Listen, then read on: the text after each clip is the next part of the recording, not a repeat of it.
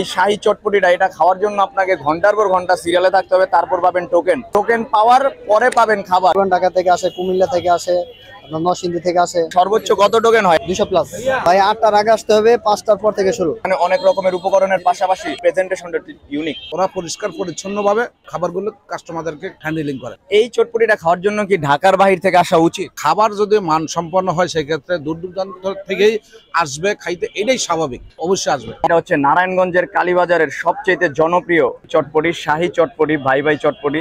এই চটপটিটা যে পরিমাণে দেখতেছেন এইটার দাম হচ্ছে 80 টাকা। একটা সম্পূর্ণ হাঁসের ডিম বয়েল করা, এর উপরে আছে পেঁয়াজের বেরেস্তা, এক টুকরা লেবু আছে সাথে। ডিম দিয়ে চটপটিটা একটু ট্রাই করা যাক।